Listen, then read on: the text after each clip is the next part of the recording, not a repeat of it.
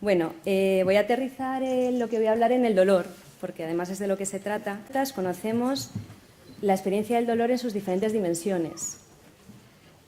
Aquí os he traído a un paciente que sufre dolor crónico,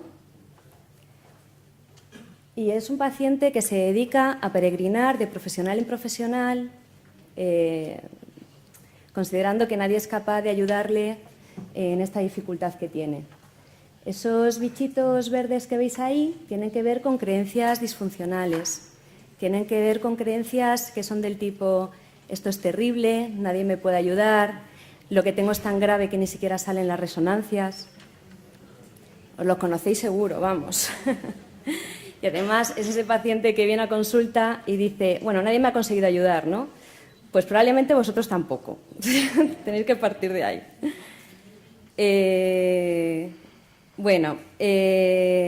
Estos pensamientos, estas creencias incrementan la experiencia subjetiva del dolor. Es lo que hablaba en la anterior ponencia, ¿no? En los pensamientos catastrofistas, ¿vale? Hay a nivel mental algo que está haciendo mucho más complicado ese dolor físico. Bueno, aquí os hablo de Arturo Goicoechea, que para mí yo creo que está dando la clave en esto, ¿no? Y que sé que muchos de vosotros le seguís.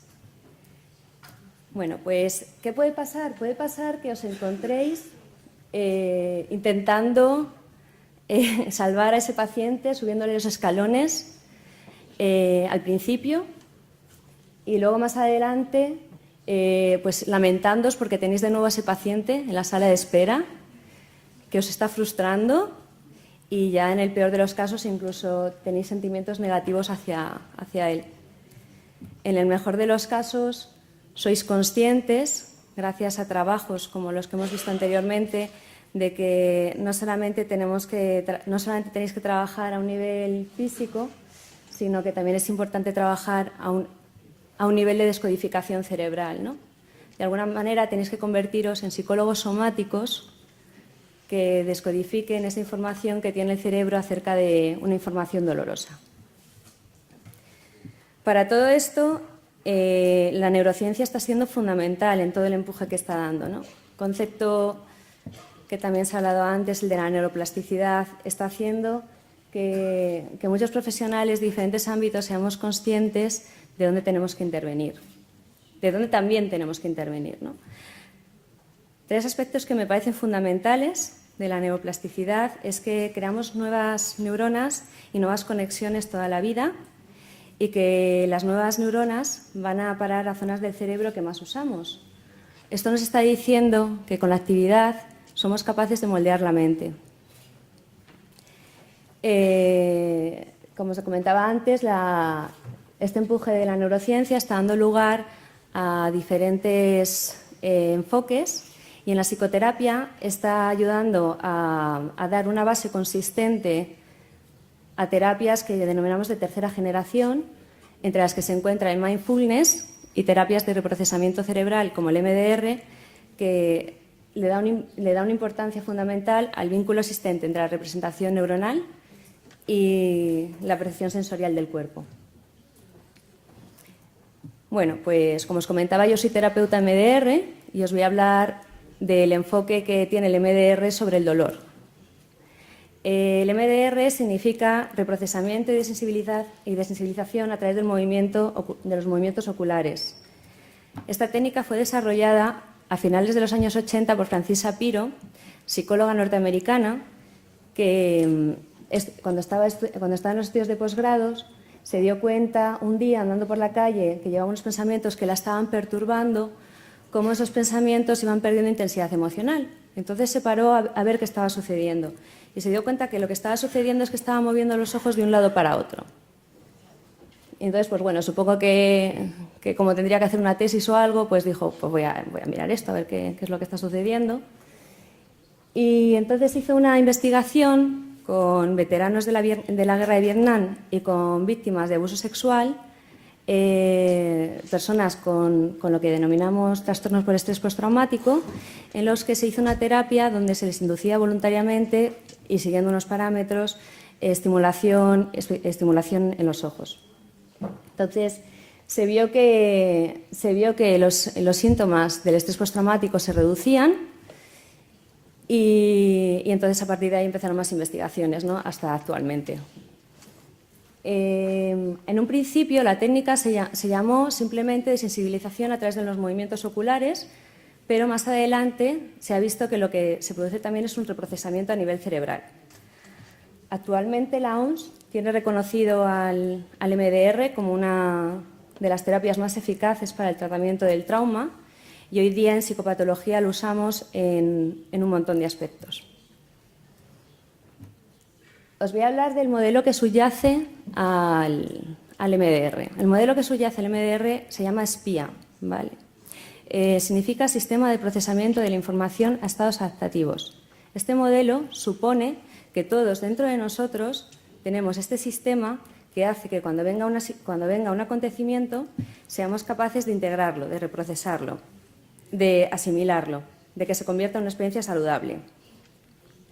Este modelo considera que las experiencias se asimilan en redes de memoria que tienen, por un lado, una imagen, un pensamiento, una emoción y una sensación física. El sistema está en constante comparación con experiencias que ya hemos pasado. Entonces, cuando tenemos una situación nueva, el sistema se pone en marcha, empieza a asimilarlo y lo mete en redes que tienen esta información con estos parámetros relacionados, ¿vale? Dentro del sistema límbico tenemos una estructura que se llama la amígdala, que es muy importante en todo este proceso, porque cuando ocurre una situación, la amígdala se pone en marcha y hace una valoración de esa situación. Si ve que la situación no genera ningún peligro, es completamente adaptativa, esa información se procesa con normalidad, se digiere con normalidad. Pero si la amígdala considera que es una situación que nos está poniendo en peligro, bloquea el sistema. Entonces se ponen en marcha todos los sistemas de alerta, que son mecanismos fisiológicos y biológicos. Entonces, ¿qué ocurre cuando nos encontramos con una situación traumática? Pues cuando nos encontramos en una situación traumática, según este modelo, lo que sucede es que, como el sistema de espía se queda bloqueado, no podemos asimilar esa nueva experiencia en redes que ya tenemos. Eso se queda de manera aislada. Os voy a poner un ejemplo, ¿no? Cuando hay un accidente de tráfico, por ejemplo, estáis durante varios días con la cosa ahí de lo que habéis pasado, ¿no? Pues de repente estáis ahí tranquilos, de repente os viene como una imagen del accidente, o por la noche estáis como que no podéis dormir o que os viene un flashback, ¿no? El cerebro está tratando de digerir eso. Si consigue digerirlo de manera adecuada, esto se procesa y no pasa nada. Pero si no consigue digerirlo, se quedan estas redes de memoria aisladas disfuncionalmente, ¿vale? No tienen manera de comunicarse. Esto ocurre con el dolor. Hay dolores que van produciendo esa situación traumática cuando son dolores leves, pero de intensa duración, de larga duración, o dolores cortos de intensa duración. Producen una representación neural también.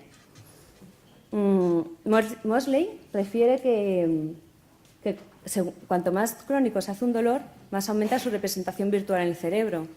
Esto tendría que ver con ello. Bueno, estas redes que han quedado almacenadas de manera aislada necesitan integrarse dentro de otras redes que tienen información más adaptativa. Pues el cambio terapéutico se consigue con esto. Lo que hay que hacer es integrar esas redes que han quedado de manera aislada con otra información más adaptativa. Esto os pongo un ejemplo a modo de modelo metafórico, ¿no? Cuando os enfadáis con alguien, ¿vale? O sea, alguien os ha hecho algo. Entonces, estáis enfadados, pero os faltan datos. Porque cuando habléis con esa persona, veis que realmente su intención era otra, que no era eso, ¿no? Pues entonces se integra en redes más amplias y se os pasa el enfado. Bueno, ¿cómo conseguimos integrar la información en redes más amplias? Pues lo conseguimos integrando actividad del hemisferio izquierdo con el hemisferio derecho. Y esto se consigue con la estimulación bilateral. La estimulación bilateral desbloquea el sistema y consigue llevar a cabo el procesamiento de la información y la disminución de la carga emocional. Entonces, ¿cómo hace esto el MDR? Pues bueno, de alguna manera ya cuando os he dicho de movimientos oculares, pues ya habéis imaginado que se hace algo con los ojos. Eso era en un principio. Actualmente se utilizan otras maneras de hacer esta estimulación, que ahora os voy a explicar. En el caso de la estimulación bilateral visual, se puede hacer con aparatos como el que veis, que se llama Neurotec, que es una guía visual, o lo puede hacer el terapeuta con su mano. También se puede hacer a través de estimulación auditiva, en la que se ponen sonidos bilateralizados alternos. Y se puede hacer también mediante impulsos se llama estimulación kinestésica o también tapping. Aquí es como, os quiero decir que tengáis cuidado porque hay una técnica que se llama tapping que consiste en dar golpes en determinadas zonas, no tiene nada que ver. Este aparato lo que hace es dar como estimulación alterna, pero también lo puede hacer el terapeuta golpeando alternativamente en los hombros, en las manos o en las rodillas. Esto entiendo que os imagináis que no es tan sencillo como ¿tienes dolor? Pues venga, vamos a meterte la estimulación, ¿no? ¿Tienes dolor o tienes una situación traumática? Vamos. Para poder llevar a cabo esto, el MDR está muy protocolarizado. Entonces, en función de la dificultad y en función del paciente, se lleva a cabo de una manera u otra. El protocolo de MDR consta de 8 fases y requiere de profesionales pues, bien preparados. Los profesionales que nos podemos formar en MDR son psicólogos o médicos. Bueno, quiero aterrizar esto en el dolor del miembro fantasma. Quiero contaros qué sucede, según este modelo, en las enfermedades dolorosas como el dolor del miembro fantasma. Como sabéis, el dolor del miembro fantasma ocurre entre el 50 y el 80% de los pacientes que sufren una amputación. Pues el modelo considera que las enfermedades dolorosas, como el dolor del miembro fantasma, son el resultado de recuerdos de dolor inadecuadamente almacenados. Estos recuerdos pueden ser pues, la situación previa que le ha llevado al paciente en esa situación o por ejemplo, recuerdos somatosensoriales, como el dolor prolongado antes de la amputación o los flashbacks de dolor. Y otra cosa que considera este modelo es que la intensidad del dolor va a depender también de la representación que se produce a nivel cortical. Antes se ha nombrado el homúnculo de Penfield. Cuando el homúnculo de Penfield, sabéis que es un mapa en la corteza cerebral que tiene representados órganos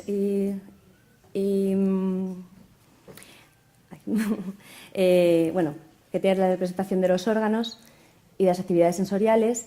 Y entonces, claro, cuando se produce una amputación física, pero no se produce una amputación a nivel de cerebro. Entonces, claro, esa representación sigue quedando ahí. Es decir, que si esa zona del cerebro se estimula, ese paciente sigue teniendo sensaciones en esa zona que ya no tiene. Entonces, todo esto requiere una reorganización. Bueno, ¿cómo entonces reprogramamos el cerebro de un dolor del miembro fantasma? Pues vamos a tener que tener en cuenta 2 factores. Por un lado, vamos a tener en cuenta que tenemos que desbloquear esos recuerdos que tienen que ver con la situación traumática. ¿Vale? Y por otro lado, vamos a tener que introducir al cerebro de que el tejido está bien. Esta segunda parte, que no es ni antes ni después, sino que requiere que sea a la vez, esta es vuestra misión. O sea, aquí los psicólogos no tenemos nada de qué hablar. Yo me acabo de enterar que con el trabajo en espejo hay que tener mucho cuidado. Entonces, pues bueno, como podéis ver aquí, hay una necesidad de que trabajemos a nivel de cerebro, con cosas que hacemos los psicólogos, y que se trabaje a nivel físico, pero se está dando información al cerebro. Pero eso ahí os toca a vosotros, a los psicólogos somáticos, como dice Goicoechea.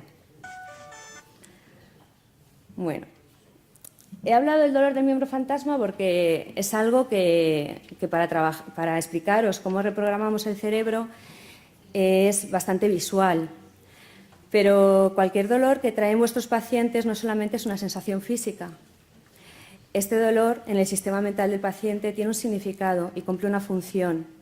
Si el cerebro ha determinado que hay dolor, es porque necesita tener activa esa señal. Por alguna razón.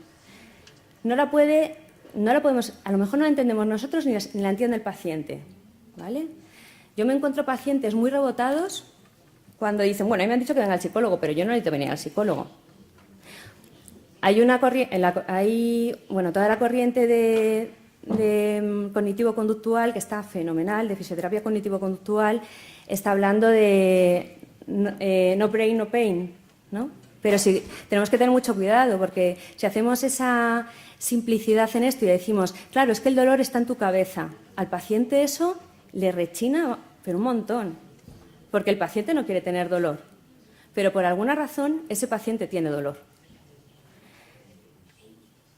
El cerebro siempre está buscando algo que le ayude a sobrevivir.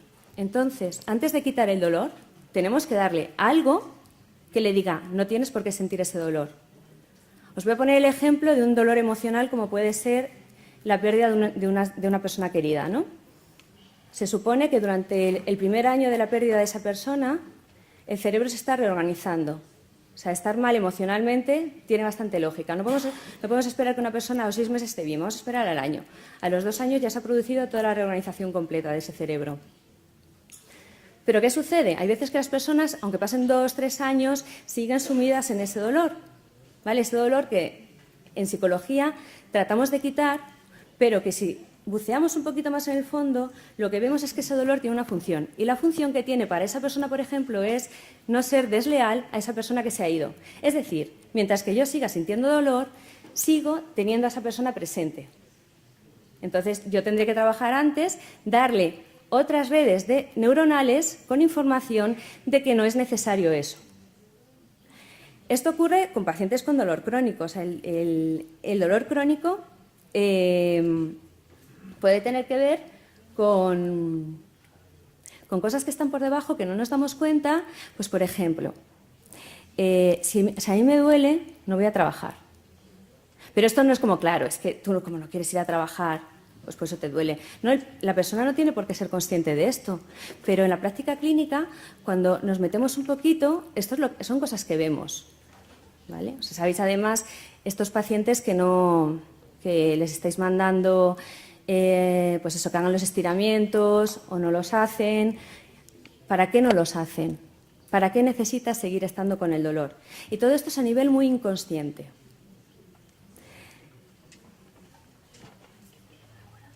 Bueno, el tema es que yo sobre todo también lo que pretendía y lo que pretendo hoy con lo que os estoy contando es que seáis muy sensibles a que si una persona tiene dolor hay que ser prudentes.